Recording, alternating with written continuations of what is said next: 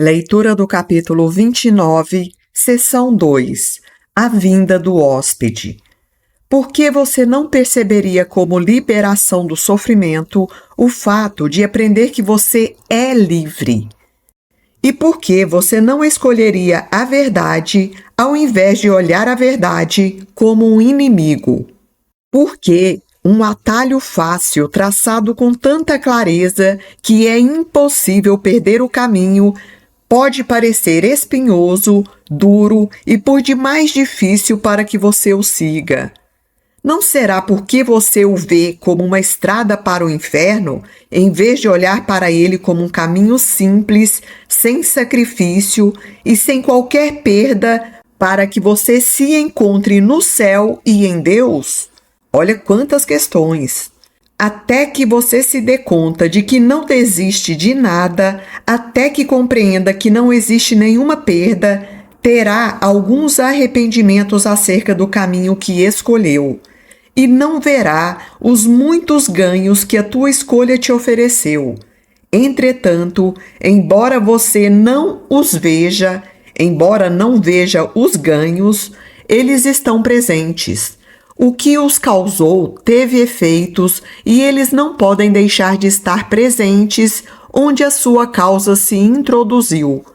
Aceitou a causa da cura e, portanto, necessariamente está curado. E estando curado, o poder de curar também tem que ser teu agora. O milagre não é uma coisa separada que acontece repentinamente, como sendo um efeito sem uma causa. Em si mesmo, o milagre também não é uma causa. Por que ele traz essa frase? Porque o milagre é um efeito da mudança que acontece na nossa mente. Então, retomando a frase, em si mesmo, o milagre também não é uma causa, mas onde está a causa dele, ele tem que estar. Nesse momento, ele já foi causado, embora ainda não seja percebido, e os seus efeitos estão presentes, embora ainda não sejam vistos.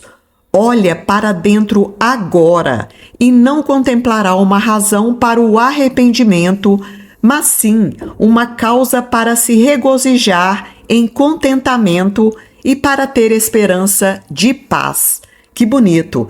Ele traz aqui nesse início de leitura que o milagre já está presente, que nós já estamos livres, que nós já estamos curados. Mas dá a entender que a gente ainda tem se apegado aos efeitos que não mais estão presentes. Tem sido desesperador tentar achar a esperança da paz em um campo de batalha. E tem sido inútil pedir para escapar do pecado e da dor com relação àquilo que foi feito para servir a função de reter o pecado e a dor. Pois a dor e o pecado são uma única ilusão, e assim como o ódio e o medo, o ataque e a culpa, eles também são um só. Onde eles não têm causa, os seus efeitos desaparecem e o amor necessariamente vem a qualquer lugar onde eles não estão. Em outras palavras, o amor ocupa esse lugar em nós que está liberado dessas emoções distorcidas, dessas crenças e equívocos que a gente nutriu durante muito tempo. Por isso que ele trouxe, onde eles não têm causa, os seus efeitos desaparecem e o amor necessariamente vem a qualquer lugar onde eles não estão. Por que você não está se regozijando? Olha só, por que a gente não está alegre e contente? Já que a gente já está liberado e curado. Eu particularmente entendo que a gente não está se alegrando, não está feliz, não está em paz, porque a gente pensa que tudo aquilo que a gente vivenciou ainda está presente.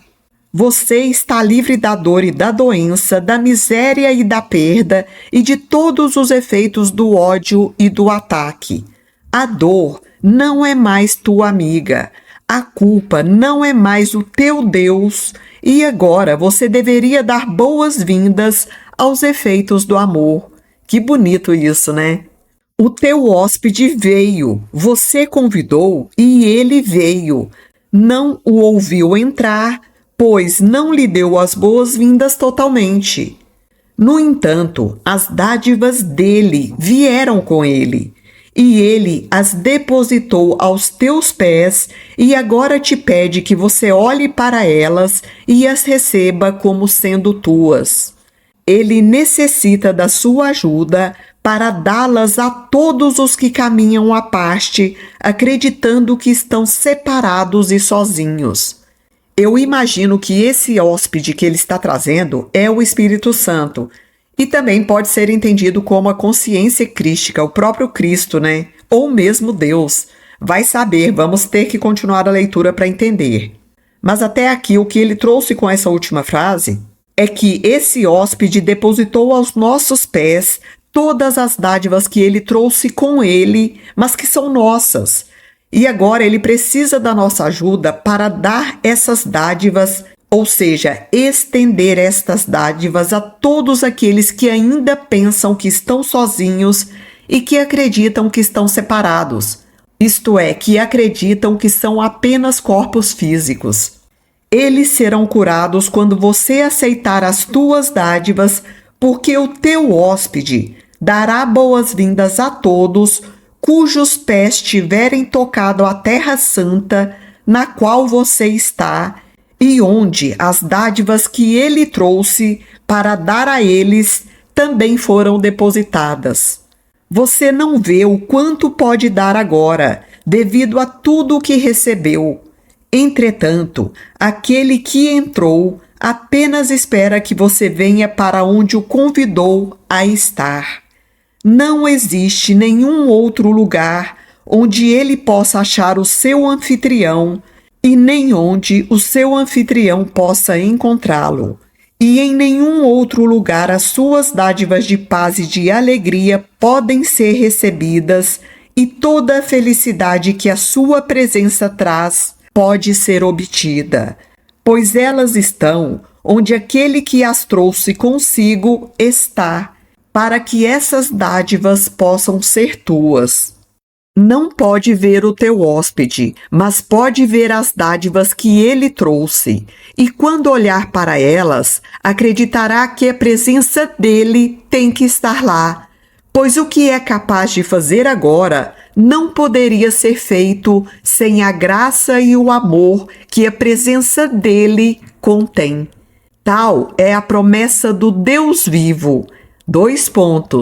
Que o seu filho tenha vida e que tudo o que vive seja parte dele e nenhuma outra coisa tenha vida. Isto é, e que nenhuma outra ilusão tenha vida.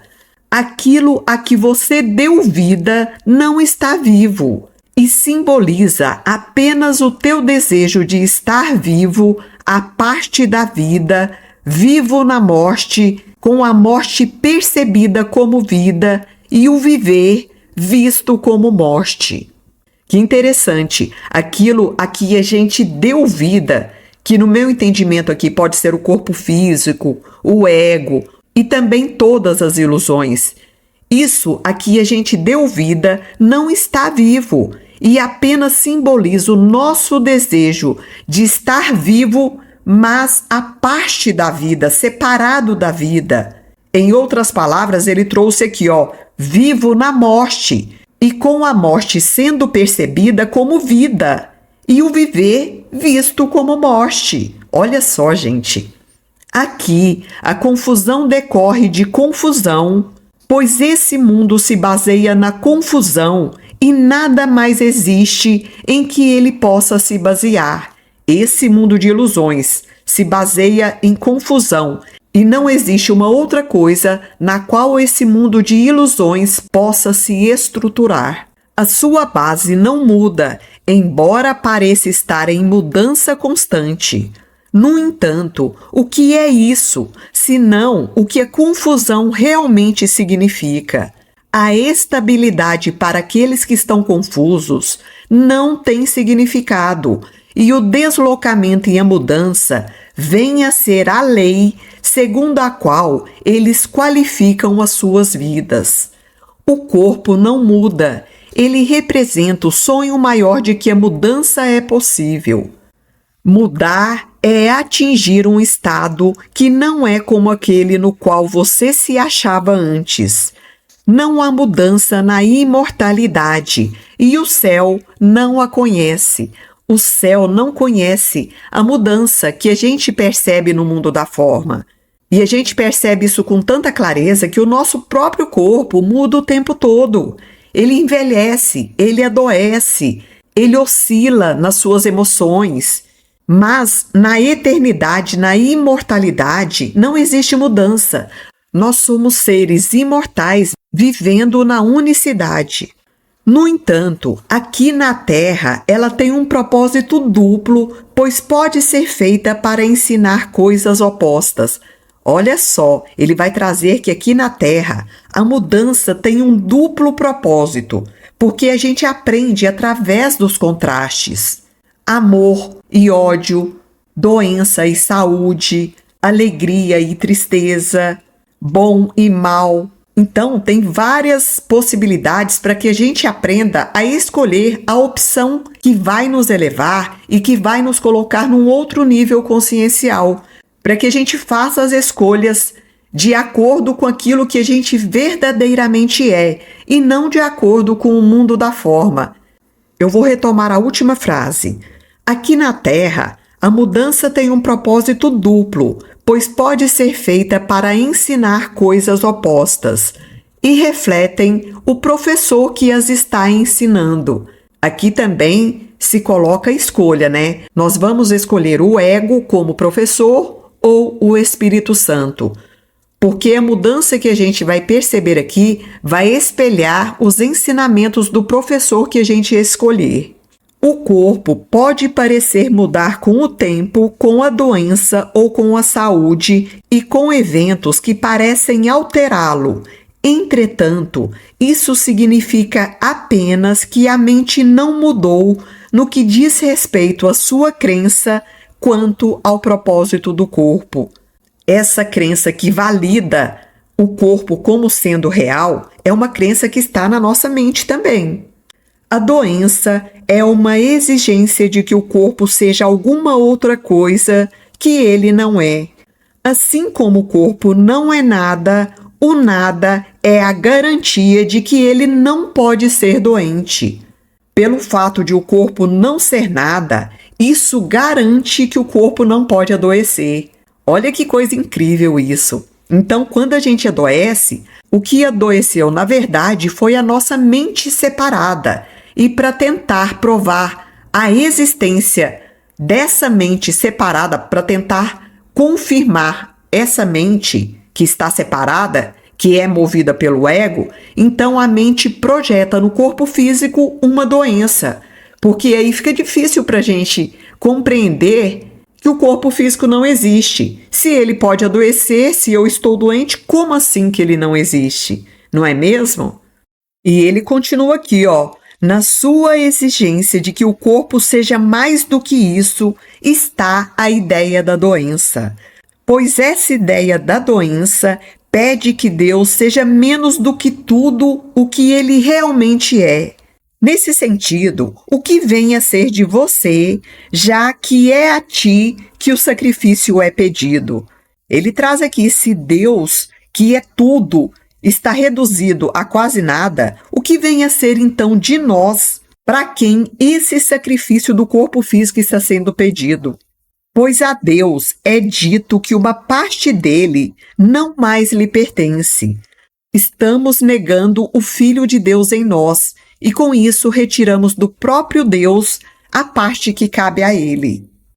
Deus tem que sacrificar o teu ser, e no sacrifício de Deus, você se faz maior e Deus é diminuído por ter te perdido. Olha só, a gente se torna maior porque estamos vivendo a partir do ego, mas o próprio Deus se torna menos, se torna menor, porque agora ele não nos tem mais como sendo filho dele. E o que é retirado de Deus vem a ser o teu Deus te protegendo de ser parte do próprio Deus. O corpo, ao qual se pede que seja um Deus, será atacado porque o fato de que ele não é nada não foi reconhecido. Mais uma vez trazendo essa ideia do reconhecimento. Quando eu não reconheço que o corpo físico não é nada, o corpo físico vem a se tornar o meu Deus. Olha só, gente. E desse modo, ele parece ser algo com poder em si mesmo. Sendo alguma coisa, ele pode ser percebido e imaginado como algo que sente e age e que te mantém em suas garras como um prisioneiro para ele mesmo. Olha só, a gente fica totalmente aprisionado no corpo físico. Uma alma eterna agora se torna diminuta e aprisionada dentro de um corpo físico. E agora o corpo físico pode falhar em ser aquilo que você exigiu que ele fosse, que a gente projetou nele no caso. E você o odiará pela sua pequenez, sem ter em mente que o fracasso não está no fato de que ele não é mais do que deveria ser, mas só no teu fracasso em perceber que ele não é nada. Parece confusa essa frase, mas ele está trazendo que nós vamos odiar o corpo pela pequenez dele mesmo, porque ele é frágil, mas sem sabermos, sem termos consciência de que o fracasso não está no fato de que ele não é mais do que ele deveria ser, que é nada, né? Que é ser nada. Mas a gente vai odiar o corpo também pelo nosso fracasso em reconhecer que o corpo físico não é nada. No entanto, o fato de o corpo físico não ser nada é onde está a sua salvação, da qual você quer fugir. Sendo considerado como alguma coisa, e a expressão alguma coisa está entre aspas, pede-se ao corpo que ele seja inimigo de Deus, substituindo o que Deus é por pequenez, limitação e desespero. Então, quando a gente considera o corpo como sendo alguma coisa, ele agora se torna inimigo de Deus, porque agora nós substituímos a ideia do próprio Deus por uma ideia de pequenez, limitação e desespero. É a perda de Deus que você celebra quando contempla o corpo como uma coisa que ama ou quando olha para ele como algo que odeia. Porque pode acontecer nos dois extremos. Ou a gente amar demais, venerar demais o corpo físico, ou a gente odiar o corpo físico pelas características que ele tem, mas que a gente não aceita nele. Pois, se Deus é a soma de todas as coisas, então o que não está nele não existe. E a completeza de Deus é a nulidade do teu corpo. Por quê, gente? Porque o corpo físico não faz parte do próprio Deus. Somente aquilo que é eterno é parte do próprio Deus. O teu Salvador não está morto e nem ele habita naquilo que foi construído como um templo à morte. Agora ele traz a ideia de que o outro, o nosso irmão, ele não está morto, principalmente porque ele não habita um corpo físico, que é o templo à morte aqui que ele está trazendo. A gente vê o outro como corpo físico através dos sentidos humanos, da percepção. Mas o tempo todo um curso em milagres nos pede que a gente olhe para os outros como sendo o próprio Cristo, e é lá que está o nosso Salvador. Ele vive em Deus e é isso que faz dele um Salvador para contigo e somente isso. A nulidade do corpo do teu Salvador libera o teu próprio corpo da doença e da morte. Então, quando a gente não olha para o corpo físico do outro e enxerga nele o nosso Salvador, nós estamos também liberando o nosso próprio corpo físico, tanto da doença quanto da morte. Pois o que é seu não pode ser mais e nem menos do que é do seu irmão. Então, se eu valido o corpo do meu irmão, eu estou validando a existência do meu. Mas se eu olho para o Salvador, para o Cristo no outro, eu também estou validando a minha essência divina, o meu ser crístico. Por isso, a gente deve agir nessa direção de olhar cada vez menos para o comportamento e para a forma física do outro, tentando enxergar o Cristo nele, já que é somente dessa forma que o próprio Deus pode ser completo, contendo toda a eternidade e desfazendo a ideia de que o corpo físico seja real. Fica aqui uma reflexão bastante interessante. Fim da leitura do livro-texto.